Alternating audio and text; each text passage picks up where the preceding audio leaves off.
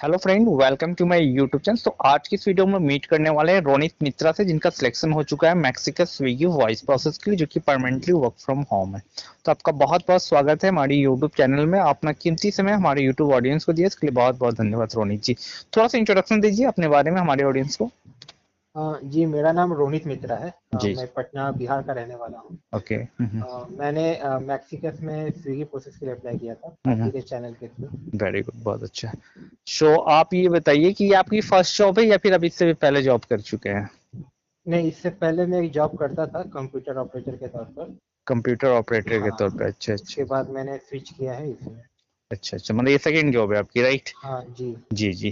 तो आप ये बताइए कि जैसे आपका असेसमेंट जो हुआ था, जो कि आपका स्विगी का असेसमेंट, जो स्विगी प्रोस्पेक्टिव एआई करके असेसमेंट हुआ था, तो जी। वहां पे मतलब जैसे क्या क्या क्वेश्चंस वगैरह रेज हुए थे, लाइक कैसे कैसे क्वेश्चंस वगैरह कैसे आपने क्रैक किया, इसके बारे में थोड़ा ऑडियंस को बताइए ताकि वो प्रिपेयर हो सके। अ, जो मेरा असेसमेंट हुआ था उसमें 4 तरीके के क्वेश्चन थे मेनली। जी जी। एक था रीडिंग स्किल्स के बेसिस पे, ठीक है। फ्रेज दिया हुआ था, उसको हम्म। पढ़ना था और कुछ ऑप्शनल क्वेश्चन थे एमसीक्यू टाइप के, उसमें आंसर देना था। अच्छा अच्छा अच्छा। दूसरा था लिसनिंग स्किल, हम्म। जिसमें कि एक सेंटेंस बोला गया हम्म। और फिर उस सेंटेंस को एक ही बार बोला जाएगा, अच्छा। उसको सुनने के बाद सेंटेंस को टाइप करना होगा। ठीक है। बिल्कुल। थर्ड था कि हम्म। एक पूरा पैराग्राफ बताया गया इंग्लिश में ही पूरा। पैराग्राफ मतलब कोई भी ऐसे टाइप का होगा या पैराग्राफ से ऐसे वाटर हो पैराग्राफ गया? चालीस ऐसे। पचास चालीस अच्छा पचास वर्ड का पूरा एक अच्छा सेंटेंस, अच्छा एक अच्छा। पैराग्राफ इस तरीके का। हाँ हाँ हाँ। एक वैसा पूरा बोला गया उसमें, जो मेरा असेसमेंट हुआ था। हम्म तो पूरा जब सेंटेंस खत्म हो गया पैराग्राफ, हम्म। तो उस पैराग्राफ को सुनने के बाद 3 या 4 ऐसे एमसीक्यू टाइप क्वेश्चन। ठीक है। हम्म तो उसको याद रखना था और हम्म। फिर उस एमसीक्यू से करेक्ट आंसर को चूज करना था। इसमें इन दोनों, जो सेकंड था और हम्म जो सेंटेंस वाला मैंने कहा हम्म। और जो पैराग्राफ था, उसमें बस एक ही चीज है कि वॉइस जो है वो रिपीट नहीं होता है, अच्छा अच्छा अच्छा। एक ही बार बोला जाता है। हाँ आपको उसी के बेसिस पे हाँ। जो भी अच्छा एमसीक्यू टाइप क्वेश्चन रहेगा उसका आंसर देना। अच्छा अच्छा। और ये जो तो आपने पैराग्राफ वाला जो बताया, वो मतलब जैसे पैराग्राफ जैसे आप पढ़ लीजिए, जैसे जो भी 50 वर्ड का जो था वो मैंने पढ़ लिया। अब हाँ, उनके नीचे क्वेश्चंस रहेंगे, राइट? एमसीक्यू क्वेश्चंस होता है या फिर उसी के नीचे क्वेश्चंस होते हैं, उनका आंसर करना होता है? जैसे कि जो पैराग्राफ जो मैंने बताया, हम्म। जो पहला है रीडिंग स्किल, उसमें तो ठीक है। पैराग्राफ लिखा हुआ है, तो उसके ठीक। बेसिस पे एमसीक्यू क्वेश्चन हो गया। अच्छा अच्छा, ठीक है। एक हो गया कि पूरा पैराग्राफ पढ़ा गया, बोला अच्छा गया, सिर्फ कुछ लिखा हुआ नहीं है, अच्छा अच्छा सिर्फ अच्छा बोला गया। अच्छा अच्छा अब अच्छा। उसको सुनना है आपको अच्छे हाँ से, हाँ और हाँ फिर उसके बेसिस पे एमसीक्यू क्वेश्चन रहेगा, हाँ हाँ 3 या 4, हाँ। उसका आंसर देना होगा। अच्छा अच्छा, उसको फिर आंसर करना है, राइट? हाँ, और इट। चौथा था स्पीकिंग का। स्पीकिंग, बोलना है। हाँ वो हाँ, लिखा हुआ उसमें कुछ रहेगा और वो आपको बोलना हाँ पड़ेगा। टॉपिक तो दिया रहेगा या हम्म, क्वेश्चन दिया रहेगा, उस पे आपको कुछ बोलना है। 1 मिनट 2 मिनट का समय मिलता है, उसमें वो अच्छा अच्छा। बोलना है। तो जैसे आफ्टर ऑल मैं बात कर लूँ तो ये अप्रोक्स कितने मिनट का ये असेसमेंट चला आपका, रोनित? 20 मिनट्स। 20 मिनट्स का चला। तो जैसे मान लीजिए आप जब असेसमेंट देने बैठे तो मतलब जैसे लैपटॉप होनी चाहिए और माइक वगैरह लगे होंगे ना आपके, है ना? हाँ हाँ। हाँ। और जैसे ये कितना हार्ड रहता है अगर मैं आपकी बात कर लूँ, क्योंकि आपने जो पढ़ाई की है, स्कूलिंग जो आपकी शिक्षा हुई है, प्रारंभिक शिक्षा जो हुई है, वो क्या इंग्लिश हिंदी हिंदी मीडियम थी या इंग्लिश मीडियम थी? इंग्लिश मीडियम है, इंग, सीबीएसई। हाँ। तो इंग्लिश कितना इंपॉर्टेंट रखता है? अगर मान लो कोई, जैसे तभी तो सभी बच्चे इंग्लिश मीडियम से ही पढ़ाई कर रहे हैं मोस्टली। हम्म। तो कहने का मेरा मतलब है कि इंग्लिश कितना इंपॉर्टेंट रखता है, मतलब असेसमेंट के तौर पे मैं बात करूँ, क्योंकि काम तो यहाँ हिंदी में करना पड़ता है, बट यहाँ पे असेसमेंट आपको क्रैक करना होगा, तभी आप इसमें क्वालिफाई हो पाओगे। तो इसके हाँ, विषय में आप क्या कहना चाहेंगे? तो इसमें इंग्लिश तो अच्छा होना चाहिए, क्योंकि अगर पैराग्राफ पढ़ के आंसर दे भी दिए तो ज़्यादातर फंसने का चांस है आपका लिसनिंग वाले में अच्छा। और स्पीकिंग वाले में, हाँ क्योंकि समय ज़्यादा मिलता नहीं है। हाँ। जो सेंटेंस टाइप करना रहता है उसमें 1 से 2 मिनट, और हम्म। जो पैराग्राफ पढ़ा गया उसके बेसिस पे जो एमसीक्यू देना उसमें भी 2 से 3 मिनट। अच्छा अच्छा और अच्छा। जो स्पीकिंग का रहता है उसमें भी ज़्यादा समय का दिया नहीं जाता है, ज़्यादा से 3 से 4 मिनट अच्छा। सोचने का भी और बोलने का भी। हम्म। तो सही राइट माइंड में रहकर हम्म जवाब देना इंग्लिश में, हम्म ये असेसमेंट में ज़्यादा ज़रूरी है, हम्म क्योंकि असेसमेंट ज़्यादा हार्ड था हम्म।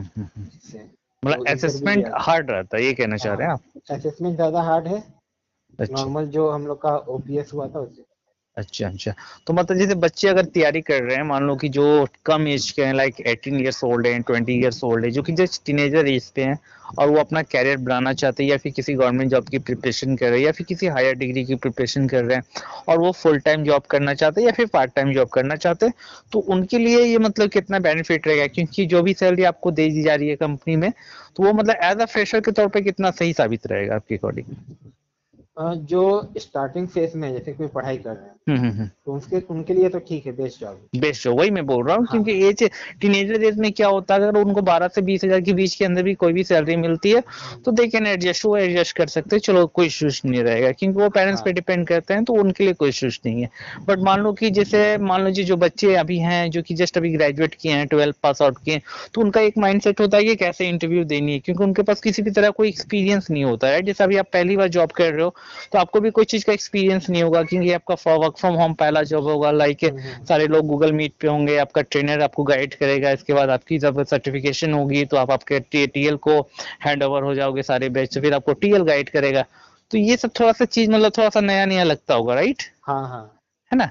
तो जैसे मान लीजिए कि जो अभी यंग एज के जो बच्चे हैं उनको आप क्या सजेशन देना चाहेंगे कि वो एसवी असेसमेंट अप्लाई करना चाहता है, स्विगी में अप्लाई करना चाहता है, तो अपने आप को कैसे प्रिपेयर करे असेसमेंट के लिए, क्योंकि असेसमेंट क्लियर होने के बाद वो क्वालिफाई होगा, उनकी जॉब हो पाई। हाँ, तो उनको तो सबसे पहले इंग्लिश पे फोकस करना होगा, क्योंकि सब मैंडेटरी है, असेसमेंट के लिए तो कम से कम मैंडेटरी है, वो हम्म। अच्छा होना चाहिए, हम्म। बिना उसके नहीं होगा। अच्छा अच्छा अच्छा, बिल्कुल, मतलब हाँ वो तो हाँ सही है, विदाउट उसका हाँ। कैसे हो पाएगा। तो यहाँ पे आपको मतलब working days, working hours, week off days क्या दे रही है कंपनी, प्लस सैलरी वगैरह क्या दे रही है, इन हैंड पीटीसी वगैरह? सिक्स 6 डेज वर्किंग है हम्म। आउट ऑफ 7, हम्म। और रोटेशनल शिफ्ट है। रोटेशनल शिफ्ट है अभी आप हाँ लोग?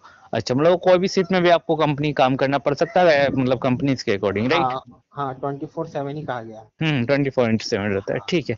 और नेट लॉगिन 8 घंटे का तो सकता है, लेकिन ट्रेनिंग वगैरह में आपको थोड़ा कम भी बेसी हो सकता है, लाइक 5 घंटे या 6 घंटे भी हो सकती है, राइट? हाँ, ट्रेनिंग पे छूट दी जाती है। हाँ हाँ, वो बच्चे स्टार्टिंग में लोग को सिखाया हाँ, जाता है ना, तो चीजें थोड़ा सा स्टार्टिंग में पाँच छूट घंटे थोड़ा छह सा रहती घंटे है, हाँ फिर हाँ हाँ। 7 घंटे फिर बढ़ाया धीरे धीरे जाता है। धीरे करके वो फिर लेकिन नॉर्मल हो जब जाते हैं। फ्लोर पे आ जाते हैं तो फिर 9 घंटे फिर का। 8 घंटे, 9 घंटे हाँ, का शिफ्ट रहेगा, 8 घंटे का 8 घंटे नेट का लॉगिन लॉगिंग। रहेगा, हाँ, राइट राइट। सैलरी पैकेज क्या अभी आपको बोला गया है? सैलरी पैकेज तो वैसे 15,000 बताया गया है, हम्म। और इन हैंड सैलरी 12,000 के आसपास है। 12,000 के आसपास रहेगा। हम्म। ठीक है, कोई इश्यूज नहीं। लास्ट क्वेश्चन मैं आपसे पूछना चाहूंगा रोनित जी, कि हमारे ऑडियंस को आप क्या कहना चाहेंगे, अप्रॉक्स 12,500 लोग आपकी आवाजों को सुन रहे हैं, वॉइस को, तो उनको क्या सजेशन देना चाहेंगे कि because you are selected in Swiggy, तो आपको क्या ओपिनियन रहेगा, और वो अगर अप्लाई करना चाहते हैं या फिर उनको जस्ट उनको क्रैक करना है, असेसमेंट ऑफ राउंड क्रैक करना है, तो उनके लिए क्या करना होगा, कैसे प्रिपरेशन करेंगे? मैं यही कहूँगा कि उनको आपके थ्रू अगर चांस मिलता है तो वो अप्लाई करें। अच्छा अच्छा। लेकिन यही है कि वो थोड़ा अपने इंग्लिश को पहले असेस कर ले कि कितना अच्छा बेहतर है उनका, क्योंकि बिल्कुल। असेसमेंट के लिए वो ज़रूरी है। हाँ हाँ हाँ। थोड़ा ज़्यादा नहीं, थोड़ा स्पीकिंग पे फोकस कर ले, थोड़ा लिसनिंग स्किल पे फोकस कर ले। यूट्यूब वगैरह पे बहुत इंग्लिश में बहुत वीडियोस बात अवेलेबल है, सही है, सही है, बहुत उसको सर। वो सुन के अपना डेवलप कर सकते हैं, आपस में बात कर सकते हैं। एक चीज़ और, स्पीकिंग के लिए वो लोग मिरर का इस्तेमाल कर सकते हैं, कॉन्फिडेंस लेवल को बिल्डअप करने के लिए। कॉन्फिडेंस बिल्डअप करने के लिए, हाँ, वेरी और गुड। स्टार्टिंग फेज में है तो जॉब करते हैं तो एक्सपीरियंस भी मिलेगा जो आगे बात बेटर सही है, काम फिर करेगा। आगे चल के ये आपका काम ही आएगा, तो सही रहेगा। तो बहुत बहुत धन्यवाद रोनित जी, आपने अपना कीमती समय हमारे यूट्यूब ऑडियंस को दिया और आपने काफी अच्छे तरीके से बताया कि कैसे जो आप यहाँ पे अप्लाई किए और कैसा जो है बच्चे लोग अप्लाई कर सकते हैं, ये फुल्ली वर्क फ्रॉम होम है, और वो कैसे प्रिपरेशन कर सकते हैं, असेसमेंट कैसे क्रैक होगा। तो thank you so much for giving precious time for me and for my YouTube audience as well. Thank you so much Ronit ji, thank thank you. You.